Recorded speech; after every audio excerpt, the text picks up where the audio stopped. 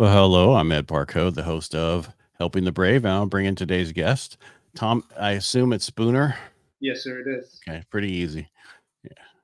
So, how you doing today? I'm doing pretty good. How are you, Ed? Doing good.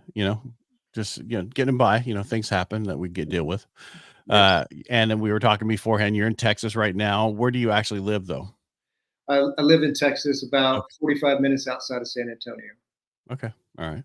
And I know we're going to talk about the Warrior's Heart. Where's that located in Texas? It's located in a town called Bandera, Texas, which is about an hour northwest of San Antonio.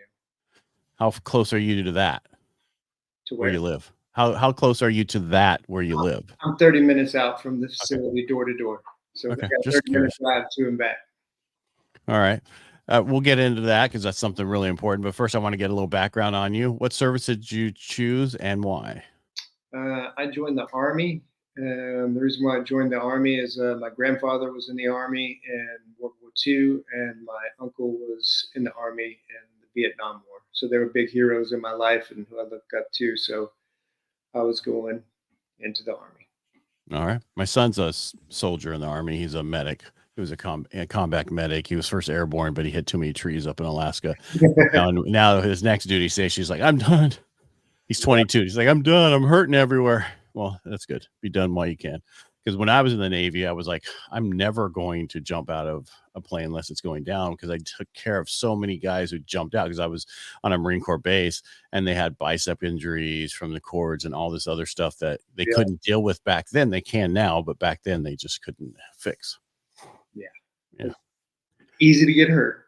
Yeah. What did you do in the Army? I was in the Army for a total of 21 years from 90 to 2011.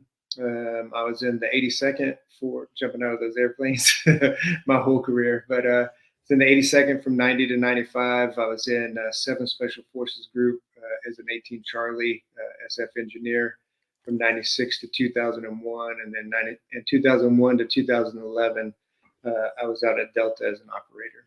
Okay. Stayed as enlisted the whole time? I did. Yeah, I retired as a master sergeant. There's nothing wrong with that. I just wanted to clarify for everybody. Yeah. I'm just surprised how fast you guys make rank today. Anyway, my son's already a E6. Wow. Yeah, yeah, yeah. Because he was How many years in? 5. Damn, yeah, he's doing great. Yeah, because he was at 4, and he was like, okay, well, I'm going to wait on my E5 because my reenlistment bonus is 40 grand for E4 and only 10,000 for E5. So I'm going to get the bonus first, and then I'll take the 5. And then they just hit him up. Oh, you got E6 now. Right. Wow. That's Yeah, but wonderful. I couldn't have. Good That would run. have been almost 20 years for me. Yeah. And I'm not kidding. Even if I went in at the, like you could have at a E4, it's just nobody got out when I Yeah. was in. It's a different way. They need more people now than they've ever needed. They're short. So Yes, they are. unfortunately, but it's like I say, it's kind of like the 68, 70s, where if you ever watch the movie Stripes, that's kind of Yes. where it is right now, right? Yes. Those are the people they're getting, not the best people, but hey, they can turn into good soldiers eventually. Absolutely. I think Um, I was taught there was no such thing as bad privates, just bad sergeants. okay. I could see that. But there are a bit right now from what I saw when my son was in boot camp and all the Yeah. other stuff he went through. It's a totally, when I was in, they were like, this is a totally different service than when I was in. This is so much more lenient. Well, now I was watching this. He goes, Dad, they can just start crying and then get out of formation, women, and just go into the barracks. He said they don't have to march. It's the weird. And I was like, what? And then he told me stories how, well, yeah, when we were marching, we were just in the back. We like sneak off and go sleep. I'm like, if I did that, I'd be at a marching party every night. Oh So, yeah. It's yeah. kind of funny though. I mean, I remember hearing all the Vietnam vets, that were still Mhm. around whenever I came in, and they were saying, "Oh, it's all screwed up. It's all soft." And I mean, we did Yep. pretty good. So We can't put our hands on you anymore. So lean against my hand, damn it. Yeah. Anyway, looking at your career, uh-huh. would you have done anything differently looking back? Would I've done anything Like differently? a different, skill? Would you wanted? So when I was in, I had my bachelor's and master's. I could have went and became an officer, but I would have been a line officer on a ship, and I didn't even get to see a ship, maybe. So No, man, I was right before I came in, I was in an ROTC program, so on the officer route. I mean, I even went to airborne school as a cadet, but then that didn't work out too good for me. I was partying was more important than than that. So, and I always just wanted to go enlisted to begin with, but my uncle, my grandfather was like, "Hey, you need to go to school and be an officer," and but that didn't work out for me. well, they were probably looking out for you to make more money. Yeah, Yeah. yeah, but Well, I wouldn't have done anything. I wouldn't have done anything different. I mean, I enjoyed them everything when I was my time in the 82nd, my time in group, my time at the unit. I mean, I was super blessed because it all comes down to the leaders that are mhm. around you at that time, and I was just super super lucky. Was there anything you want to talk about that? Because I want to get into your warrior's heart whenever you're ready. So, Yeah, yeah, but that was. You mean after I got out?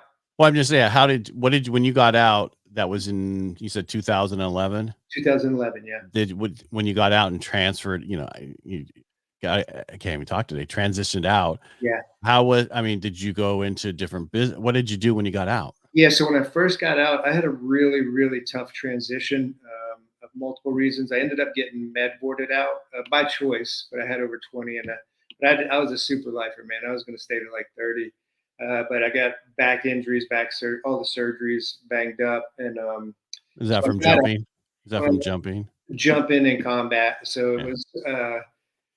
But once I got out, I had a lot of medical stuff I needed to tend to, a lot of TBI, PTS, everything. But for work, because get out of the military and have to get a job. As I just lived off the resume for a little bit. I started a tactical company and just trained law enforcement up and down the East Coast until about 2017 is when I pulled out the tactical world, and 2015 and 16 is whenever we started up Warriors Heart. And why did you start it up? Warriors are well. One thing I got sober back in 1992. I struggled with alcoholism at a young age. Still very high functioning military wise, but personal life was horrible. So I got sober in '92. So it was always a passion of mine helping this population out that was struggling with self medication and chemical dependency. So I've been doing that for 31 years. So whenever I had the opportunity to link up with my partners, my wife and I, Lori, and our partners, Josh and Lisa Lannon, um, they already had rehabs and they wanted the next one to be a veteran, active duty veteran and first responder only, so that's what we did. So it was like all my passions came together, especially post military. Right. Now, growing up, Uh-huh. because I've found from doing this podcast and who I am also, but I had trauma from my childhood Right. that makes us run towards danger in the military. Is Right. that something? And then whatever we see doesn't matter what it is, and because not everybody who goes into combat, you don't have to go to combat to get PTSD. You can still be there to help other people, and then you see the aftermath. Is that something like your story? I mean, because I don't know your whole story. Yeah, man. The short version is I had some pretty significant childhood traumas. Came up really rough, not super poor, but not a lot of money. And my dad was an alcoholic. He wasn't an abusive alcoholic, but it was, so I had to learn how to. And I was from a little small a town on the south end of Lake Okeechobee, so I mean it was pretty rough, growing up. But it made me who I was, like you said, being bullied and all that stuff. We didn't even call it bullying back then, it was just kind of growing up. But of all those different things, you're absolutely right. Made me that person that wanted to protect. It helped shape me into the warrior that I became. That was a huge part of it. Did And you? with all the guys that we see at Warriors Heart, guys that end up struggling later on, the majority of the issues that they're experiencing, maybe 20% of it has to do with combat or on the job, if it's a law enforcement or firefighter. But the 80% of that stuff comes from childhood stuff. That's Yeah, just this. someone told me there was a story. They sent me something. They said, "Hey, did you know that?" I'm like, "Yeah." I mean, it's obvious. It's obvious. I mean, I talk to people. I can just put the two things together. I don't have to do a survey. I don't have to do that. I can tell you. The Yeah. people who run towards danger are not normal people. Right. I mean, they're not, because Yeah. people who are sane, they don't want to do that. They, Right. that's just not who they are. And there's nothing wrong with No, those people. absolutely.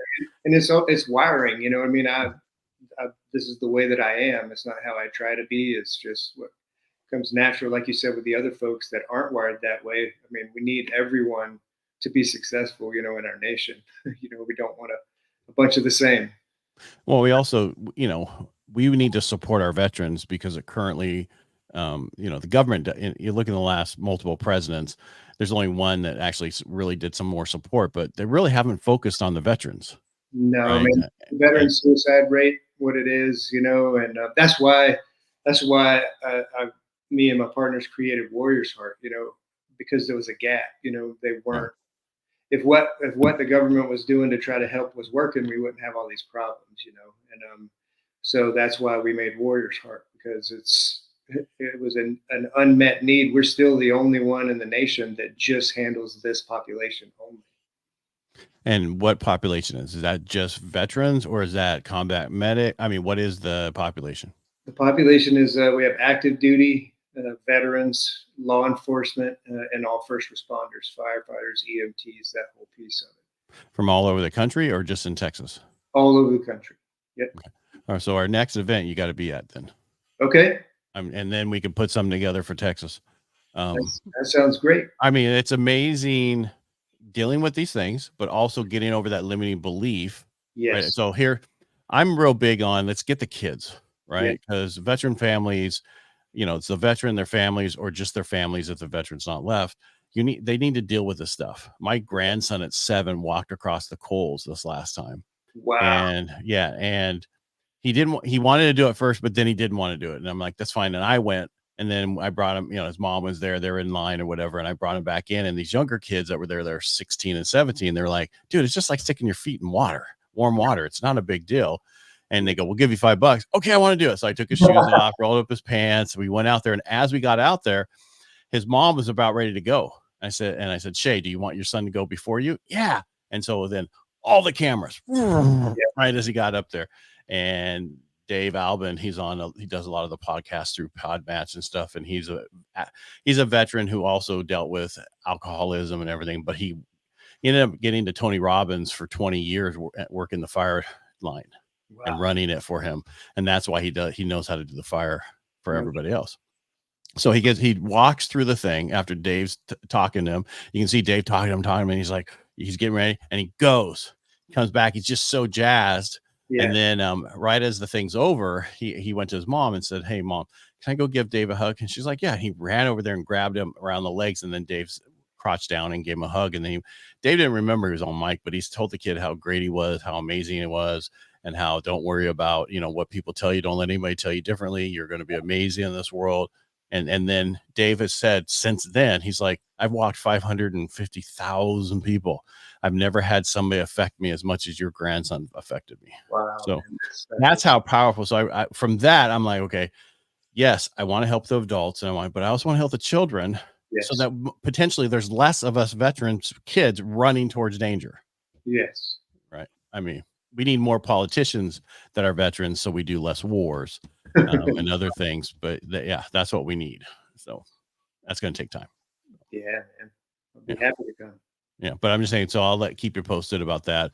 Plus, we're always looking for more people to talk at these things. We had 2 people talk this last time because it was only from 5:30 dinner till about 8:30 we walked. This one's going to be more of a 5 to 6 hours with multiple speakers from veterans and people who've had these issues and how they dealt with them and other stuff.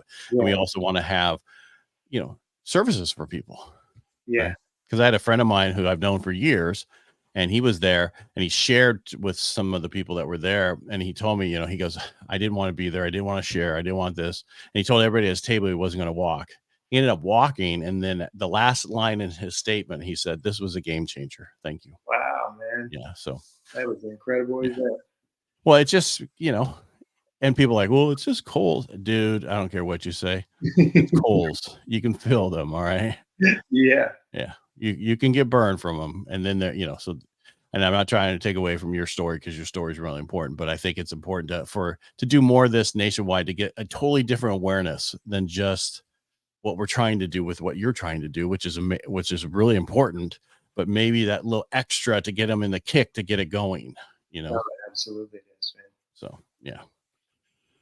All right. So what's going forward? All right. So you've been doing this overall, you said 30 years you've been in this market kind of thing Yeah. with the helping vets. Yep. So you just told me you also opened a new one in Virginia. Is that what you said? Yeah, we opened up our second Warrior's Heart in a little town called Milford, Virginia, which is about an hour northeast of Richmond, September the 11th of last year. Since that time, we've had almost, we have a smaller staff there right now, just getting it started. But between our opening and current date, we've had almost 60 come through that facility. Wow. And then Warriors Heart total since 2016, we've had almost 3,000 warriors, come through. Wow. Have you ever heard of Operation Surf?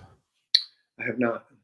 They're out here in Santa Cruz ish because you wouldn't know the town if I told you, but you'd probably know Santa Cruz before. And the guy was a pro surfer, totally into drugs because that's Yep. how pro surfing was back when in the 80s and everything he was doing.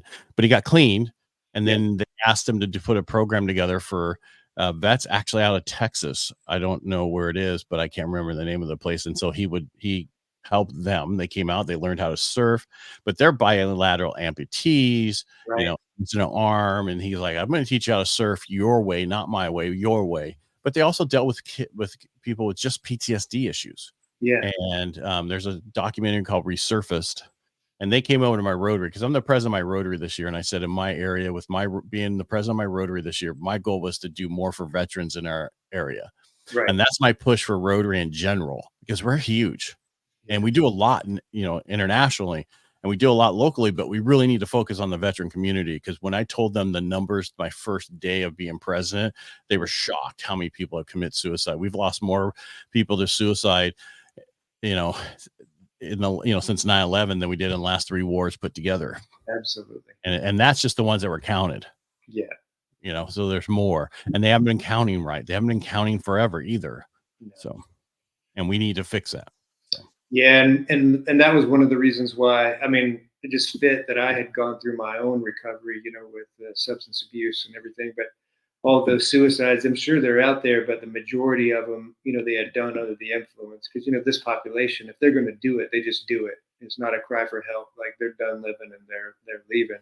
So you can't really stop that. But the majority of them were under some kind of influence whenever it happened. So if we can hit them whenever they're struggling with those self medications, chemical dependencies, get them cleaned up, trained up, then that way we don't ever have to get to that next phase of it. That's the whole goal. Right. And you're right about when someone commits suicide and you have no idea that they were going to do it. Yeah. The people who I'm going to do it, they're not the ones that are going to do it. It's the ones that you don't even know. We ran into that with one of our kids. We had no idea. Yeah. And the next thing you know, luckily, she didn't go away, but Right. same thing with you. When they do it, they just do it.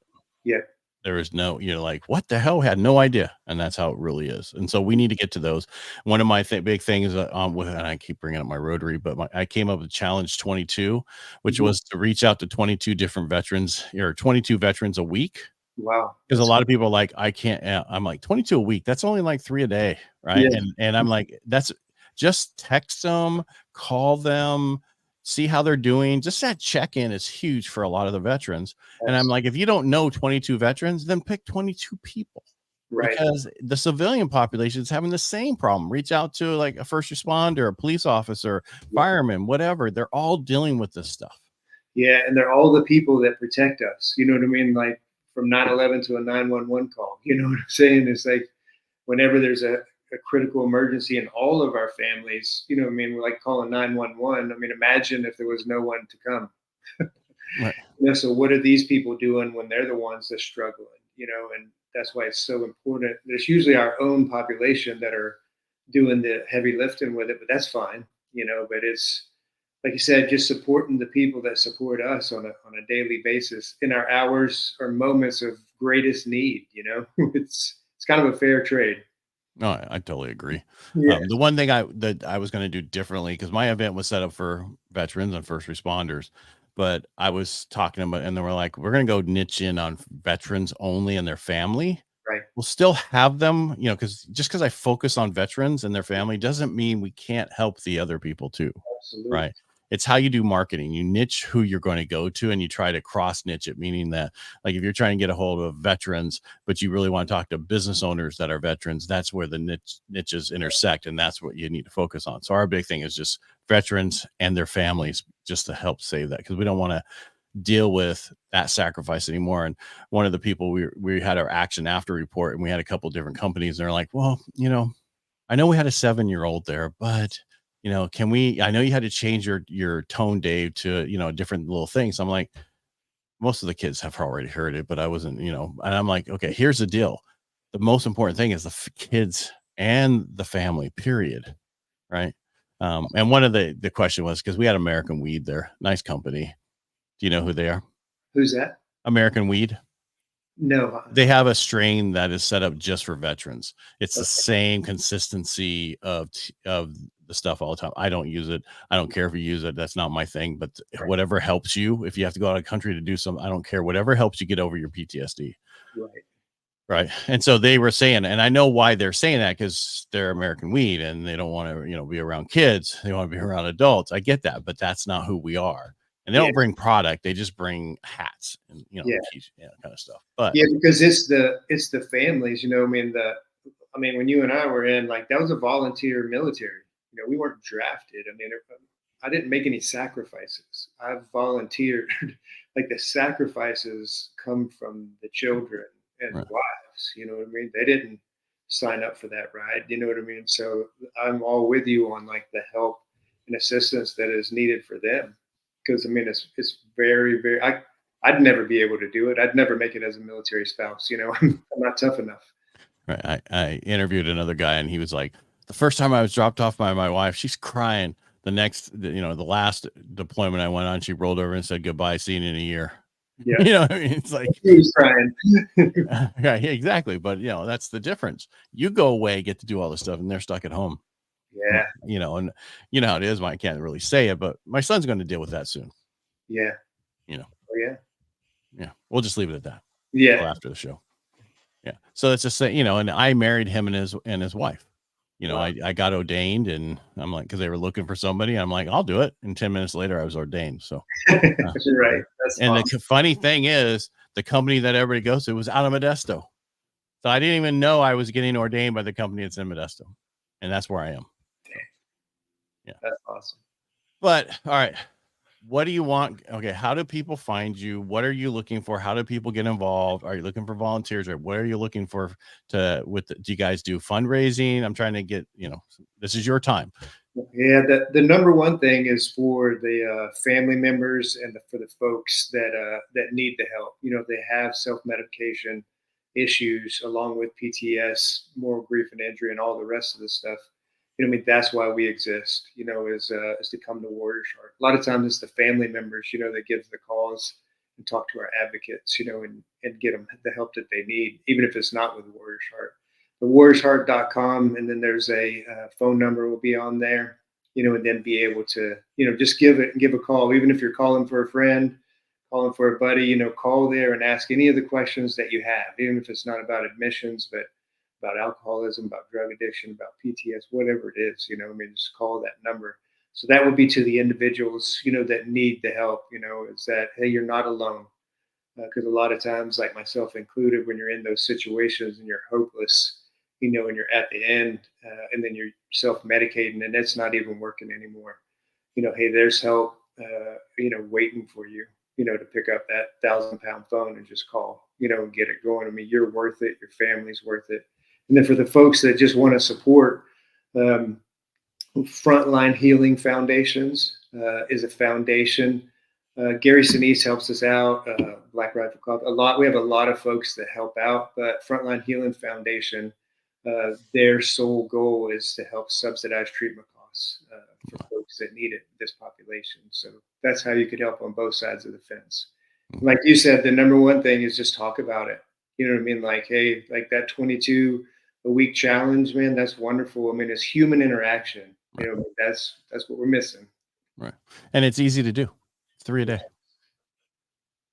You know what I mean? But everybody's like, well, that's a lot. It's 3 a day. I didn't say 22 a day. You know, and people you need to talk to people anyway. Stop the email and texting. Pick up the phone. One of the guys who came to our event, and it's called operationfirewalk.com. He's in my Rotary. Him and his son was estranged a little bit, and he's like, I reached out to my son to come because they came and talked about it at Rotary, the people we were putting on with.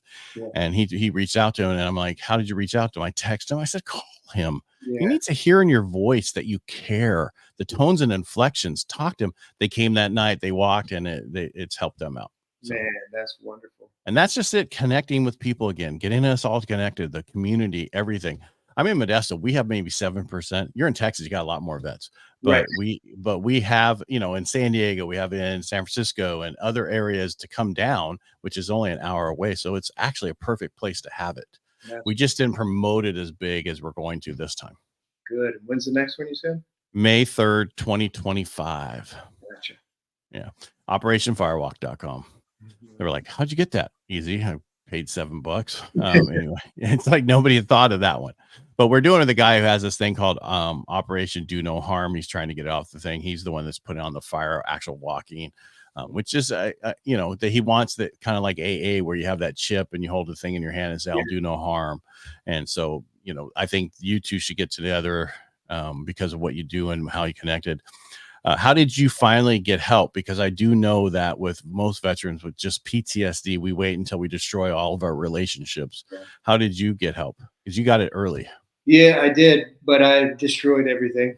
I just happened to do it at an early age. I was 22 years old, but yeah, I lost the wife. I mean, that was the catalyst. I mean, lost my wife, which is the only thing I cared about. That in the military, and I knew I was about to start getting trouble in the military. So I made the decision to stop drinking. I did that, but I didn't do it on my own. I went to AA. That's where I found all the help. Actually, on Fort Bragg, where I was, and so I got sober around, like-minded folks that were also in the military. So we knew the same acronyms, knew how to speak the same language. But that's how I did it. You know what I mean? Finding a God of my understanding, working 12 steps, and working with others. That's the one thing that's enabled me, number one, to stay sober and have the wonderful life that I have is helping others. I mean, I have to do my work too. A lot of guys hide in working with others, but I don't. I do it the way I was taught, and it works for me, and it'll work for anyone else that tries it. I guarantee it. Wow. All right. Tom, anything else you want to talk about today? Hold on, let me get rid of this. There. Now we can get your name back so everybody knows who you are. Anything else? I mean, we've done 30 minutes about who you are, everything in your organization. What going forward? What's the big goal? What is the thing that you're trying to do? Because alcoholism is going to be there forever. Yeah, It's just some people, it's like in my industry, a lot of people are like, cut up your credit cards. Oh, that'll help you. I'm like, okay, some people need to. They're like alcoholics. They can't yeah. deal with the credit. Same thing with people. So what is the goal? How big are you trying to get one on this way? Or are you going to stay that part of the country?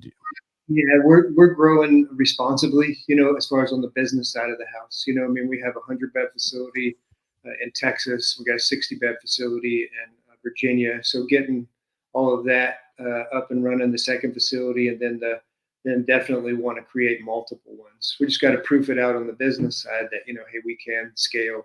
But like you said, there's so many folks that need help.